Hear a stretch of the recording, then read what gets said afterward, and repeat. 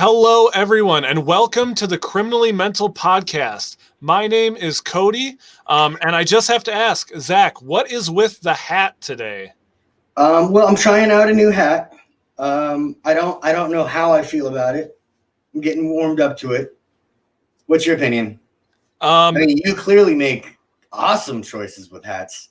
So, what's your thought? It's definitely not my favorite, but Really? Yeah, I feel a little Reddit-y, I guess. Anyway, so I'll put that up. We're going in raw tonight, boys. Anyway, I'm a marketable white guy known as Zach Galloway, and here to introduce our show is the friend of the show, the host of the VT Network, Deadman. Welcome to the Criminally Mental Podcast, where we talk about mental health and the criminal justice system, with your two hosts, Cody Green and Zach Galloway, currently both on parole and compassionate release. Now, here's the show. So a fun fact, one of this isn't necessarily about his voice. One of the biggest flexes of my life is that somebody recognized that man from our show. Cause he does a lot of shit. So I mean, it was like, that's one of our flexes. So Deadman, you lost. You lost. That's a very good way to say thank you for creating that intro for us. Deadman, you lost. What? I mean, I think it's fair. I just don't know if it is. You didn't even give him any money for the podcast intro, even though I was like, Zach, let's pay the man. And you were like, I refuse. This entire conversation is anti-Semitic. You know that, right? We should thank God we have trigger warnings on this. That's all I'm saying. Yeah, and let's get into that trigger warning a little bit. Just because we do, have a lot of viewers, and I want to make sure you guys are aware. Tonight we are going to be talking about sexual assault, sexual violence. So we wanted to leave a trigger warning.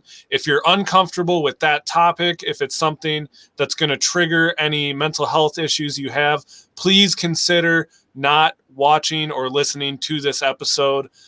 We absolutely want people to listen and learn, but do not do it if it's going to put you in danger. Yeah, we really want to stress that.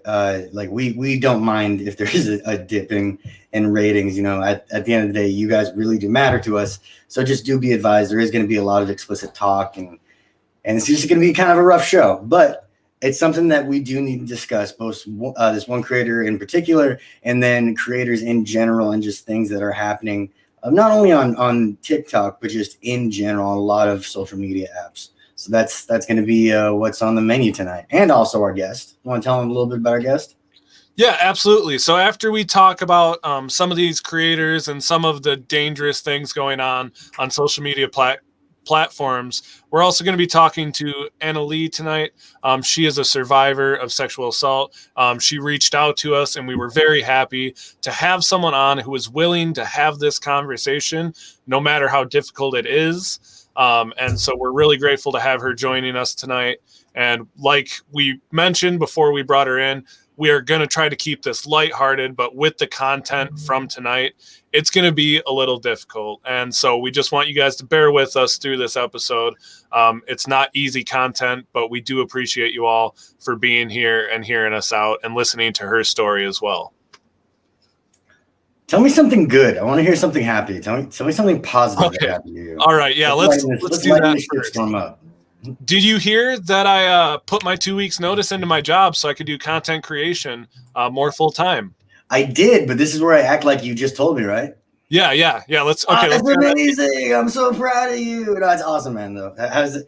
It's scary, right? Yeah, it's super scary. So obviously I'm still doing my nonprofit, but I don't actively make money from that. That's something I do in my own time. So this is kind of a leap for me, especially since I have a house, I have a mortgage, but with the support I've gotten on TikTok and now growing on YouTube, I'm really excited to get into that. And so, that's a little bit of positivity before we get into some more of this not so positive stuff today.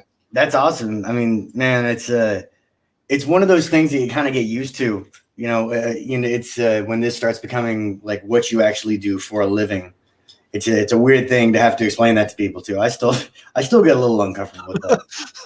What do you do for a job? Well, I put on a maid's outfit. Yeah, I'm like, what?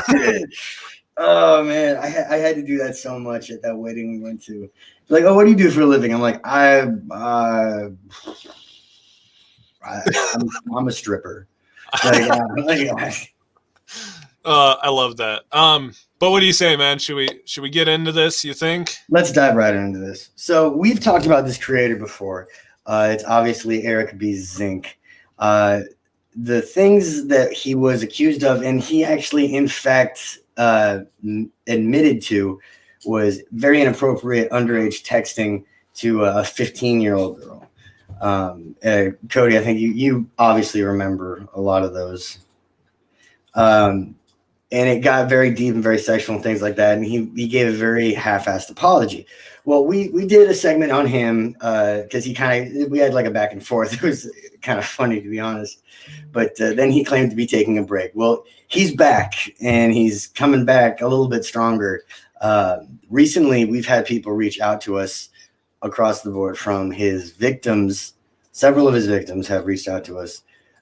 In addition, a former Discord server and pretty much like his social media manager reached out to us and sent us some of the stuff that we're going to be talking about today. But let's talk about this for a second, why we're talking about Eric B. Zink. Cody, do you want to take that? I know you've been pretty passionate about this. So. Yeah, so obviously there are plenty of predators and people taking advantage of minors on social media platforms. So on TikTok alone, there's more than just Eric B. Zink. There's Zoe Laverne, there's Tony Lopez, creators who have been known for taking advantage of minors. The difference between those creators and Eric B. Zink is that not only does he call himself a mental health advocate, he recently decided that he's relaunching his nonprofit, which is a mental health nonprofit. The thing that makes me so uncomfortable about this as a mental health advocate is it gives him a really wide range of people to take advantage of. People in some of the darkest places of their lives, people who are a little bit easier to control because of their circumstances and because of what they're dealing with. I specifically know me and Zach want to talk more about other creators that are doing things inappropriately or doing things to groom children. But the reason I continue coming back to Eric B. Zink is because it's extremely dangerous for the type of content he does and the person he pretends to be.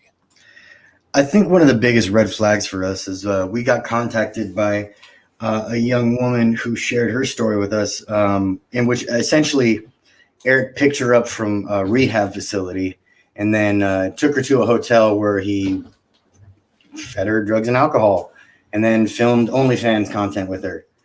And that was probably the biggest red flag for us before we even started. And, you know, of course, there was a lot of things that were exchanged. We're like, oh, this is true, you know, texts, emails, and things like that. And they just kept coming. There were just so many stories that kept coming. And it just became ever more prevalent to us that this is something that we just need to address again because it's not going anywhere. And hopefully this time we can get a little more traction on it. This time we can kind of put maybe an end to his presence on at least a couple of platforms, or at least call attention to this because this is really getting out of hand.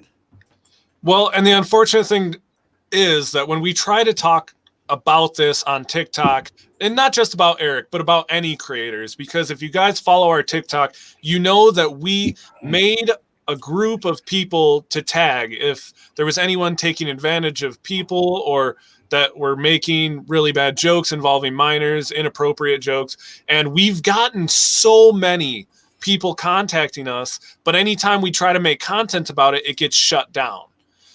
And the scary thing is these people aren't being taken off TikTok. They're not being taken off YouTube. They're not being taken off Instagram. These people are still here.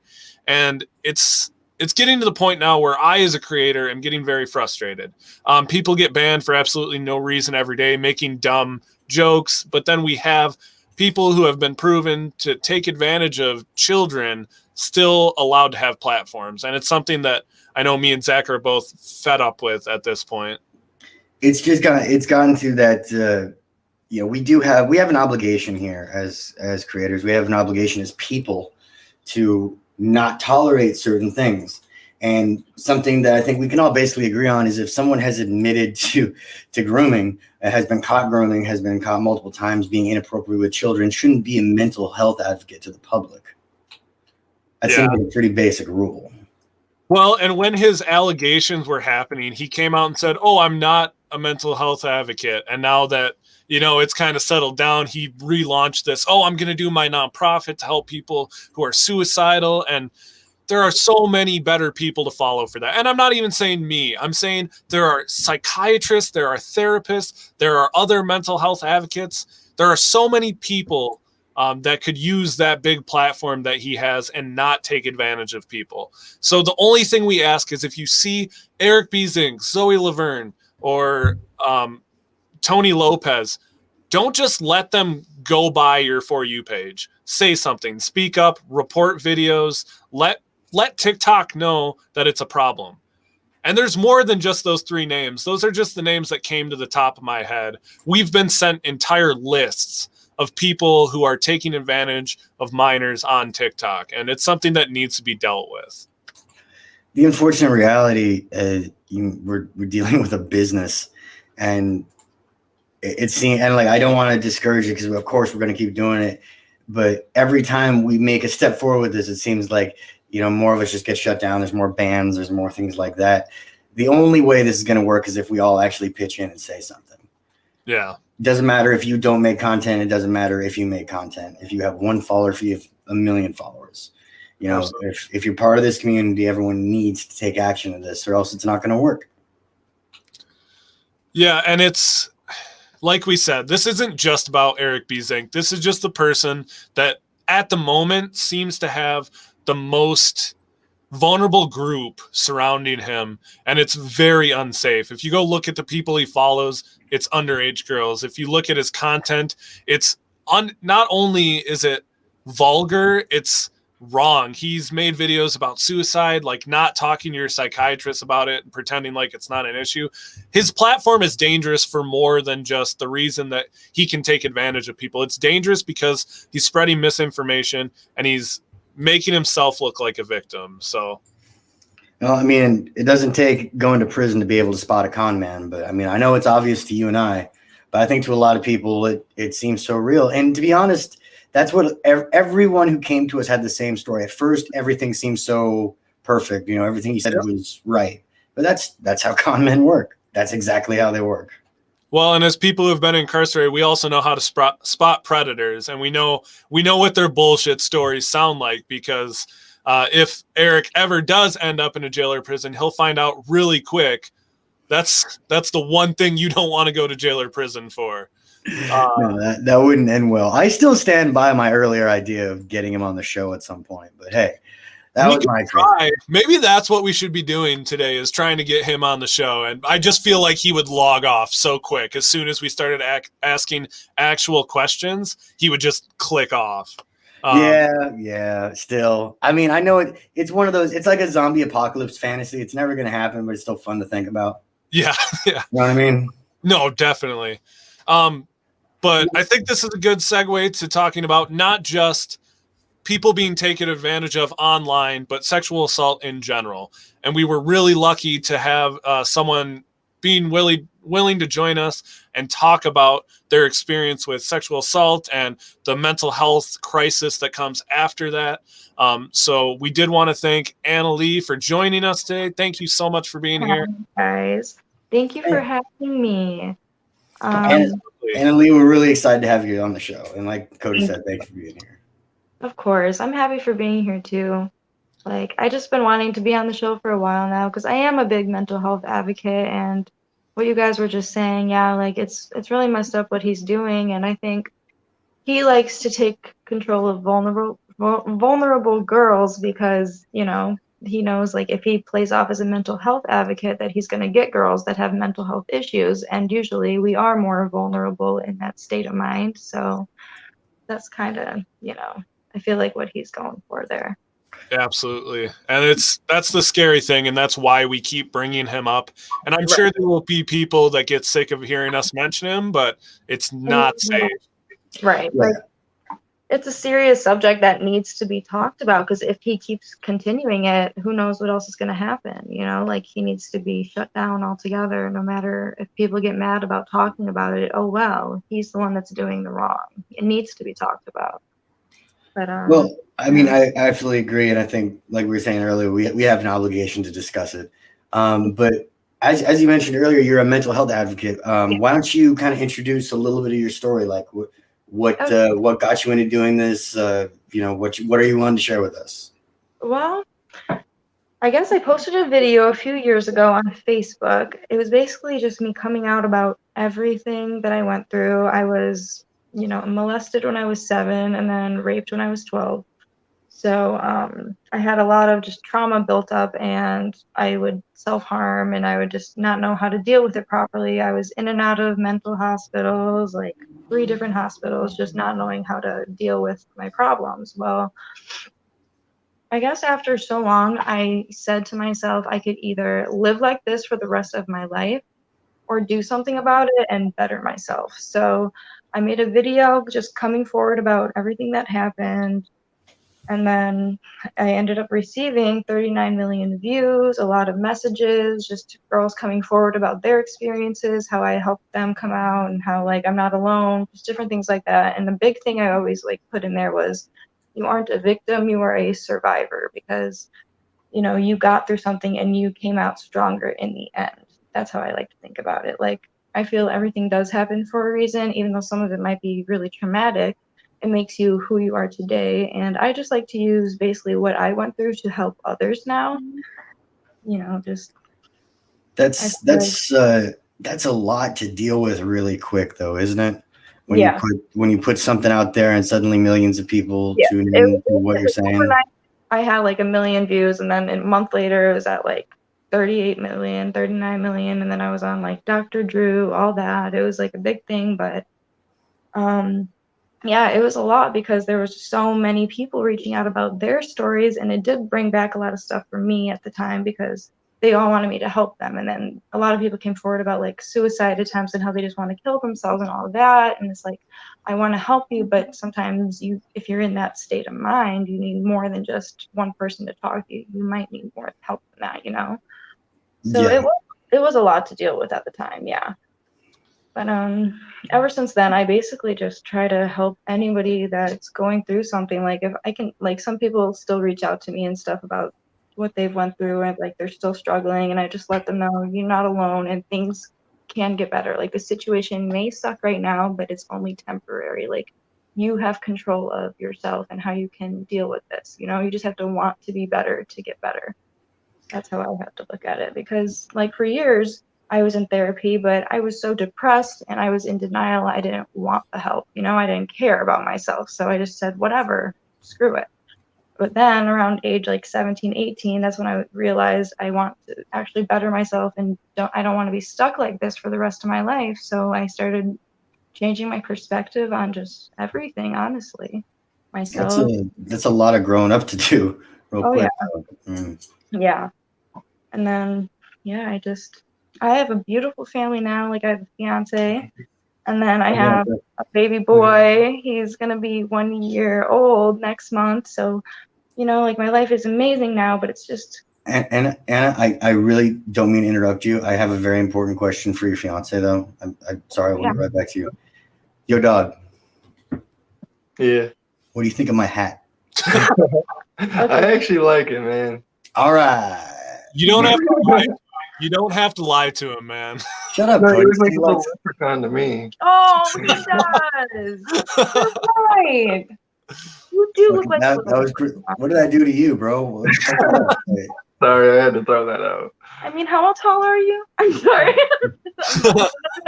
According to Cody, I'm like 4'8". I'm 5'8". Still a little down there, but that's okay. Don't you roll your eyes at me, you condescending whore.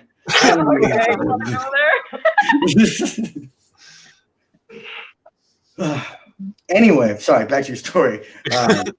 Thank you for your opinion, at least the first part. The first part. Yeah. But you mentioned having to it's difficult having so many people come to you with their issues and things like that. I In the Sorry. past, because just it was so many people at once. Like my phone would just be going off constantly. Like, hey, can you help me with this? Can you help me with that? Like I'm stuck. It's like I love helping people. I love doing all that, but it's just when it was so many people at once, and I was still struggling at the time. It was like it was hard because I was still trying to help myself and all these other people as well. I think that's a risk that a lot of people who are mental health advocates or creators or are in that field is so often, we tend to focus on helping others or the content that we're putting out there and just maintaining a balance of, other people's needs. I mean, that happens to me all the time. I mean, Cody's been with me when I've had an episode. Cody goes through his episodes. It's just something that happens. And I think it's important for anybody out there, if you're thinking about going into this sort of, creation, make sure you have a support group. Right. You will need help, probably a lot more than the people that come to you on an average basis. Right. So it gets really heavy because I constantly, as someone who advertises myself as a mental health advocate and someone who's trained in suicide prevention, I have people reach out to me with very intense mental health states, and I have to basically pass them along to the mental health hotline. There's only so much I can do as an advocate, and I think it's important that we also have those conversations of the fact that I can talk about my mental illness, I can advocate about mental illness. That doesn't mean I'm trained or have the ability to help everyone with their mental illnesses. As much as I would love to, I am not qualified to do that. This might be a good time to bring it up. Everyone listening, I am selling Cody Green's phone number for $10. If you just go to my PayPal and do that, his direct phone number, $10 for 1 hour. Do you even have my phone number? I feel like we talk on Facebook all the time. I have your phone number and your address. Ooh, for an extra $5, 15, phone and address. Oh, let's not do that. 1 hour starting now. But getting back to your story, what do you think? First of all, you said what was 53 million views or something? 39. 39. Okay, so that's an insane amount for Facebook too. Yeah. Facebook organic growth on Facebook, I don't think usually is that insane. Oh yeah. You said you got brought on a show to talk about it? Dr. Drew. They put my video on there, and then they just talked about it. I wasn't 18 at the time because they wanted me to be on the show, but at the time I was 18, so they just did my video, and then they did the whole description on what happened, and they did a 45-minute segment on it and everything. But yeah.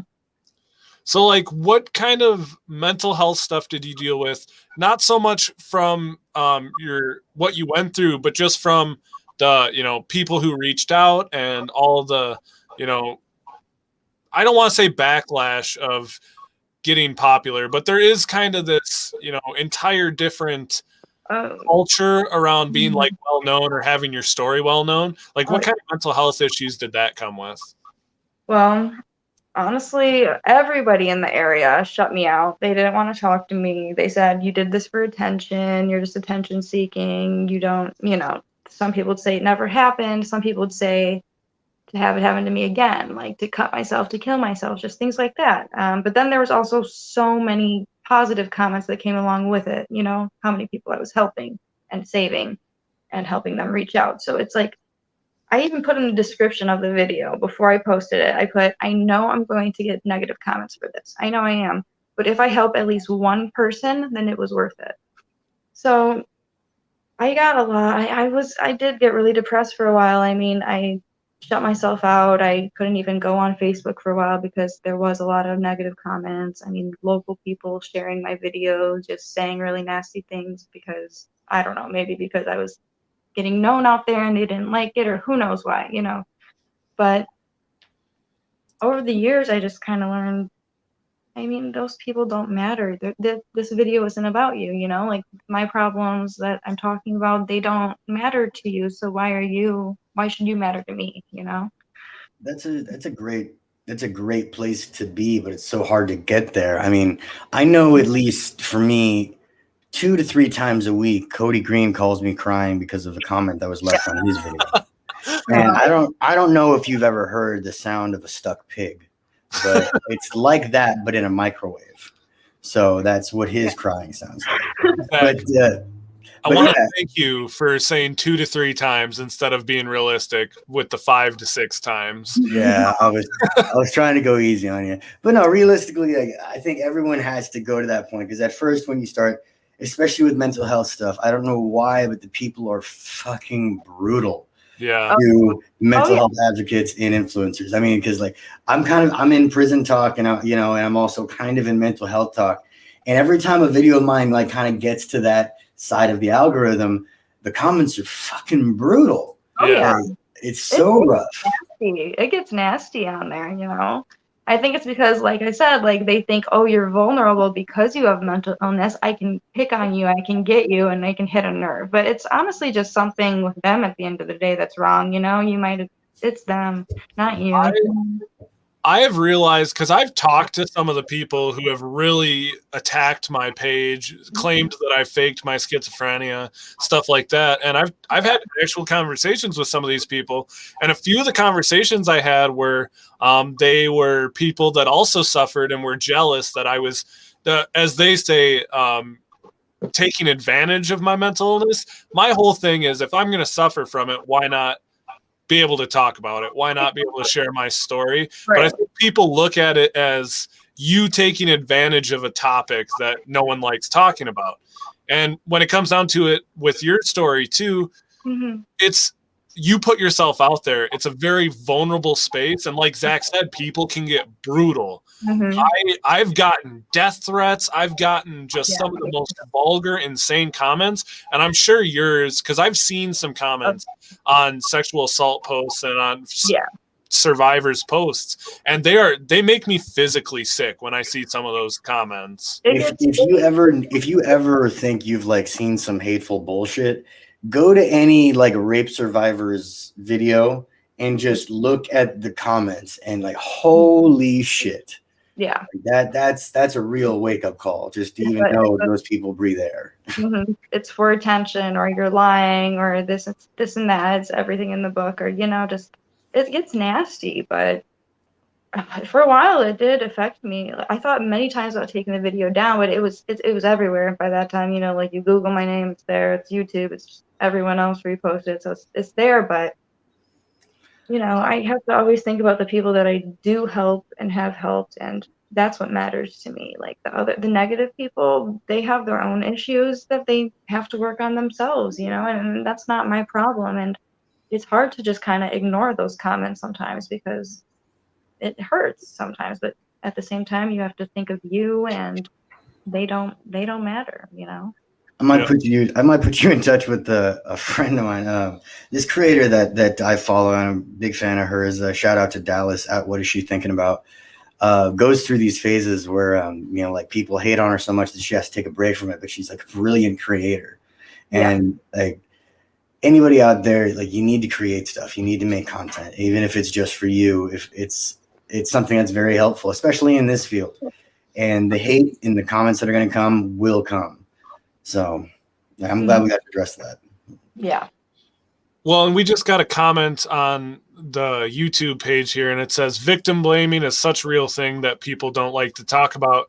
And that's something, obviously, I am not a sexual assault survivor, but like I said, I watch a lot of that content just because it's something that I want to be able to support people more about when it comes to mental health. I know that it's a huge issue, and it can cause a lot of other mental health issues such as depression, PTSD. And so it's something I try to be really aware of. Obviously, I'll never know the struggle having gone through it, but I want to be aware of what other people's struggles are and what kind of things it leads to. And when you see some of the comments being made about it being their fault in any way, I don't really care what their excuse is. When I see anyone getting blamed for something involving sexual assault, it literally disgusts me. And I couldn't imagine going through that as a survivor. Yeah. I always get kind of, it's especially rough, like sexual assaults and stuff like that. Because for me, as I mentioned before, you know, like I'm a rape survivor of male rape. And I know the worst comments that I get are after talking about that topic. and some of the things that are said is just, it blows my mind. So, Yeah. but yeah, as we were saying, sorry, I didn't mean to interrupt you. I forgot what I was going to say now. Damn. Is there anything, if you could share like one important part of your journey and sharing your story and like how that's all resulted? I know you said at times you thought about taking the video down. If you had to talk to someone who was also thinking about sharing their story, what advice would you give? Would you tell them not to do it? Would you tell them to do it? Like from an honest standpoint of what all you went through, what would you suggest? Well, for me, it felt so much better. Just I felt so much relief. I felt like a weight was lifted off my shoulders to just let it all out. And I did it in like a little note card video, like where I just did note card, because I knew if I talked about it, I'd just start crying or whatever. But after I posted that, I felt better. I felt a relief. Like, if I'm going to be open about this and accept what happened to me, why not do it in a way where I can help others as well? So I think go for it. If you want to open up about what happened, I think you should. I think it's a big thing that people need to talk about, because some people just like push it aside, or they just don't care. But I think it needs to be talked about, because it can lead to a lot of stuff. Like you said, I have depression, anxiety, post-traumatic stress disorder. I have insomnia. It caused me to have gastrointestinal issues. I mean, just a few months ago, I was with my GI doctor, and she was asking, was I assaulted ever? And I said yes. And she's like, did your stomach issues start happening around that same time? And I said yes. And I throw up every single day for 4 years straight now. I mean, I have like severe abdominal pain, just all this stuff. It can lead to a lot of different things. So, I mean, I think it does need to be talked about, and you should never feel ashamed to open up about it. It's something that you went through and you survived. That's why I always say you're not a victim, you're a survivor. You went through this and it made you stronger in the end. So I think go for it, yeah. I'm really glad, because I just looked at what I labeled this, and I did put speaking to survivors.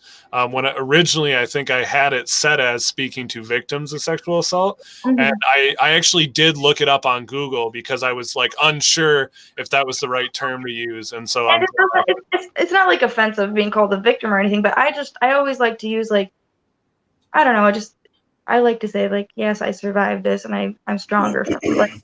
Like you didn't win. Like, yeah, I think the change in perspective really does a lot for a lot of people. I mean, I'd much rather be a survivor than a victim of something.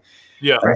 This is as good a time as any to let everyone know that I never pick the titles for any of our videos. So this clickbaity crap that he does is not my fault. You got so mad with the Jessica Kent titles. God, it was so bad. It was just like, what was it? Guess who we saw? Question mark, question mark, question mark. It was like, no, the very first one we did with her, prison while pregnant? Oh, God, that's right. Prison while pregnant? Oh, God, Cody. So, yeah, everyone listening, I have nothing to do with the clickbaity titles of the episodes. Just letting you know. He also has nothing to do with anything except for showing up and being funny. And I barely accomplished that, to be fair. Absolutely. But is there anything else that you would want to share with just people about, like, so I guess my question would be now that you have shared your story and you have a happy family, it sounds like, what struggles do you constantly still deal with, and what have you kind of been able to move past and like do with your family? Well, sometimes, like, I still have PTSD. Like, I do have nightmares, I have insomnia, but I mean, honestly, just keeping my mind occupied and busy. Like, when I have those moments when I'm like overthinking, I do a lot of stuff. Like, I do a lot of like clay work with like crystals and gems, and I like wire wrap a bunch. I do a lot of stuff. I draw, I sing, I write. I try to keep like my mind occupied and busy if I'm ever like having that state of mind, having a like PTSD or something. But like anxiety, depression, that's a lot better now. I mean, I haven't self-harmed in quite a few years now, and I used to do that daily. So I think just having a big support system is a good thing. Like my fiance, my son, my mom, my sister, just people around you that like love you, care about you, and just finding something that you love to do at the end of the day, like a healthy coping mechanism instead of like, the unhealthy ones. But I think that's a big thing. For me, I try to think of what's best for me and my family now. Now that I have a son, I always try to do best. I eat better. I just try to exercise. I just do a lot of things to just make sure I'm good for myself and my family, and just, got to take care of you. Self-care is a big thing for me lately. Like this past year, that's all I've been thinking about is self-care and just taking care of me and bettering myself. And self-care is probably the most neglected, but one of the most important It is. parts of maintenance and mental health, really, just on a day-to-day basis. Yeah. Kind of ties in with to a comment we had in the comment section. Somebody was saying that I'm not going to say their name because their comment was that they were afraid to talk about their trauma. Right.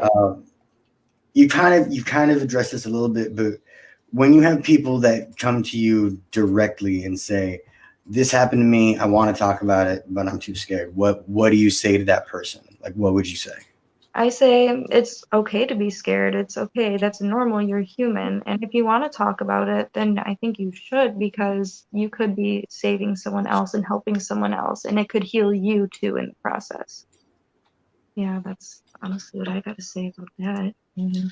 Is there anything you would recommend so people that are sharing their story, is there something you would recommend for the backlash that comes with some of that? Like have family close, or like be able to do it when you're in a good position, maybe not do it when I think you should do it when you're in a good state of mind, like a good mental state of mind. Don't do it when you're like really, really depressed or just kind of want on a rant and want to just let it all out. Like I actually thought it through. I was in a good place at the time. And at the end of the video, I put, I am healthy, I am safe, I am alive, just kind of reassuring that you're okay still. And yeah, I mean, there's going to be comments. I mean, no matter what, there's always going to be comments about whatever. Your hair, it could be anything, your weight. But like, if you want to speak out about something, I think you should, that you feel comfortable. If you're comfortable enough talking about it, then go for it. There are going to be comments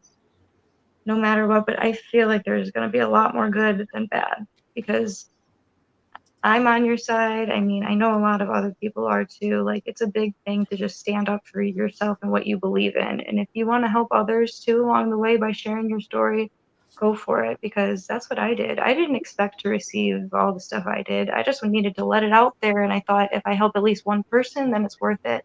It just took a big relief off of my shoulders to finally get it out there, because for so long I hid it in and I kept it to myself and I kept it bottled up and I just put it away like it never happened and blocked it out. And then when I finally just opened up and actually talked about it with everyone instead of just one person, I felt a lot of relief. One thing that I'd kind of add to that is, because I know for me, before you open up and start sharing your story, do try to take care of yourself get yourself in the best way possible before you do that. Because I didn't. I got out of prison and kind of got into TikTok right away. Right, just kind of started rambling and ranting. It kind of just blew up. So I ended up having to process and deal with things that I had to process and deal with while being released from prison and just getting back into society. So I know how rough that is. So, quick tip to anybody starting to share your story, just make sure you have as much support as humanly possible. Yes, exactly. Yeah. Make sure there's people that are, supportive on your side. Make sure you're okay and have your mental state is okay at the time, because you don't want to just kind of ramble and rant and go crazy, because then you might say the wrong thing you don't mean to in the moment. Because I know I can be impulsive and all that. So I know how that one goes when you just kind of go off. But yeah, I have over 280 drafts of videos. So stuff you want to put. I said on a lot of statements, put it that way. Yeah. So I feel you. Yeah, I think I just reached like 80 drafts, and same thing with me. I'm just like, is it worth sharing this? Should I wait until I feel better? Like I've recorded things when I'm super depressed or like That's how I am. really I go to angry. my phone. Yeah, I go to my phone and I start ranting, and I'm like, oh, should I post this or not? I don't know. But, you know. Yeah, and I don't know. I think this is a super important conversation for us to have. So I do appreciate you coming on today. And Of course, yeah. you know, obviously, we did start the episode by talking about predators online. And I do think that's an important conversation to continue having too. Obviously, people who are taken advantage of online, it's so volatile and it's so unknown still because of, you know, the internet's still pretty new. People are still learning how to use it, and young people especially are so vulnerable, I think, to online predators. Yeah, I have something to say about that. So when I was 17, there was this guy, and he was 20 years old, and he was constantly asking me for a project on Facebook. And he said it was for a college project, and it was for criminally justice, you know, like some type of thing like that. And he had to like handcuff me and shackle me and do all this stuff for a project. And he kept saying nobody would help him. And he did have like a little bit of I like autism, I think. So he, you know, I felt bad. So I said, okay, well, he ended up handcuffing me, shackling me, like feeling me up, doing a bunch of stuff. And then I was really uncomfortable. He did it to 2 different places. And then I went home, and then I told my mom about it, and she's like, this doesn't sound right at all. So she ended up calling the school that he supposedly was at, and they said, we don't have a criminal justice class here. That's not a thing. He's not even at this school. And so I reached out on Facebook, and I told a few people about it, you know, because a few people had told me that it happened to them as well. Well, when I reached out, there was 103 girls that came forward saying he did it to them and tried it on them, and there was at least 17 that he did like succeed with. And he would go after a lot of pregnant girls. That was like his main thing. Like he did stuff to them while they were pregnant, and he would like handcuff them, shackle them, just do all these really messed up things, saying he was, you know, in a class and this was for a class, when in reality it was just all in his head, and he was just doing that to all these girls. And they took it to court and everything, and nothing happened, you know, as usual. It doesn't. I mean, I wrote down all the girls' names. Everything that happened. They came into the police stations like from all over, because he did this like throughout the state. I mean, towns and towns and towns. Like he would just go to different towns looking for girls. And so when I did that post, there was like literally 400 comments about saying, oh my God, this is the guy, this happened to me too. And it was just like, oh my God, it's insane. So it is a big thing, like on social media too. Yeah, I mean, I was traumatized by that too. I mean, it's insane. It's one of those, you know, it's one of those things that like we're all, I feel at least most people are aware of these things happening to some degree, but I never realized how prevalent of the issue really was just nationwide until we started doing the show. Because I mean, I've always lived in just like terrible, well, not always, but often I found myself in terrible areas. So I just thought it was a regional thing. Mm-hmm. It's just is so common. This is such the common story, the reality that we live in, and that's just kind of a rough statement. Yeah, it happens to a lot of people. It happens to 1 in every 3 people. So it's crazy, you know. And a lot of people feel like ashamed to talk about it, or they think it's their fault, or they're embarrassed, and that shouldn't never be the case, because you did nothing wrong. The shame issue, I feel, is probably realistically the worst, at least for me, because it took me so long to one admit that I was at that even happened to me. It was so difficult for me to admit to myself, like I fed that illusion of it didn't happen with like drugs and everything I could for a while, and you know, and then after I realized it did, then the shame came, and that was probably the worst part, because that's when you're living with the knowledge, but you're so afraid everyone's gonna know and find out. Yeah, it was the same with me. I blocked it out. I was in denial, and then one day it just hit me. Everything hit me, and I felt like it was all my fault, you know? This is all my fault, but it never is. It's just something that that it's something that just comes with it, and it's terrible, and nobody should ever feel that way, you know? So. Got anything to add there, Cody? You awake? Yeah, no, it's something that like I'm a firm believer that I would rather listen to the stories than put in where I don't have experience, and so I'm just trying to listen and learn. I feel like you can just say you're playing Minecraft. I'm not gonna judge you. Just tell me. And Like, this is boring. I'm gonna go to do something else real quick. No, that's more Allison's game. I don't play Minecraft. If I was playing anything, it'd be Skyrim, Zach. So aren't you a COD player, you fucking nerd? Isn't that your thing? I do play some Call of Duty. But my point is, you look and play like a 14-year-old boy. That's amazing. But my point is, I would rather listen to people who have had the experience, and that's why I have been trying to hold back a little bit this episode, because I would rather listen to you guys, and I think that's what advocates need to do, because you can be an advocate for something, you can definitely stand up for people who have been through something, but sometimes your voice isn't always needed. And I think that's the same for a lot of things, but especially for sexual assault, it's something, like I said, I'm constantly trying to learn about, but I fortunately have never had to go through it. And so it's better for me to just listen and learn, I feel like. I don't know, Anna. What do you think? Is that bullshit and he's just tuning out? I feel like I do. I honestly think, okay, enough of the roasting for a second. I actually think that he has a point there, because what about for the people, like the spouses, like my fiance, for example, like how does he deal with it? How do other people deal with those type of things like that have happened to them? And, you know, you might not know how to deal with that.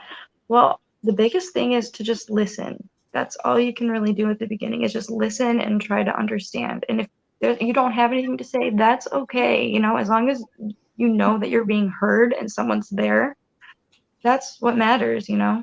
Well, I generally like to disagree with the Jack Johnson of Wisconsin over here. Jack Johnson, Wisconsin. I love Jack Johnson. Come on, man. I'll have to think of a better one then. But come on, why you gotta do him like that? This is the show. Have you not? You probably didn't watch the show before.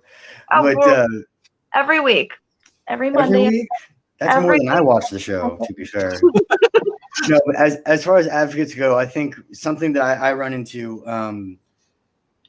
a lot of time, people have this idea that they need to say something, and sometimes, like Cody said, sometimes it's just you need to be there and listen.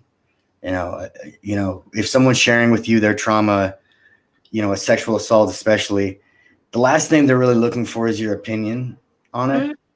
You know, or even like your ideas to fix it, because nothing's gonna fix it.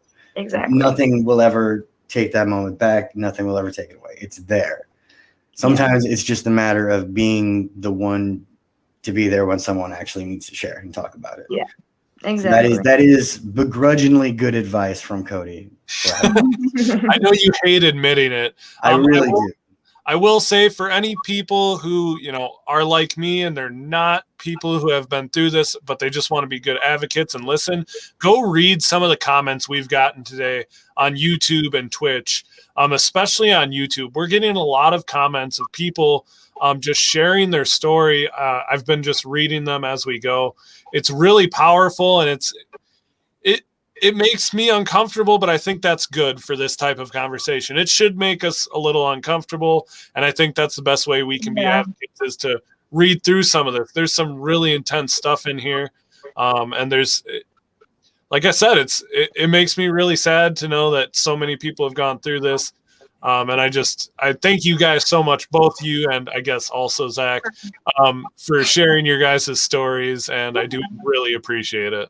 Yeah. Of course. I mean, thank you guys for having me too. I mean, I'm definitely willing to always share my story, because I love helping others, and I love just being able to be there and let other people know they aren't alone. That's my biggest thing. You're not alone, and don't ever feel like you are. There are people out there that do care and that do love you.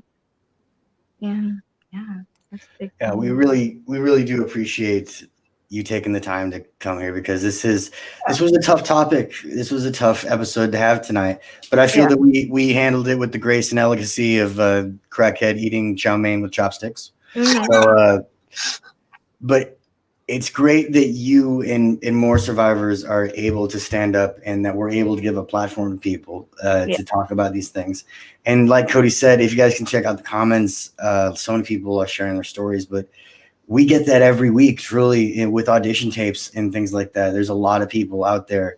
And if you're someone who wants to share your story, even if we're not able to have you on the show, there is a medium for you to share your story. There are people out there who need to hear it. If it's not this audience, that's fine. There is another one.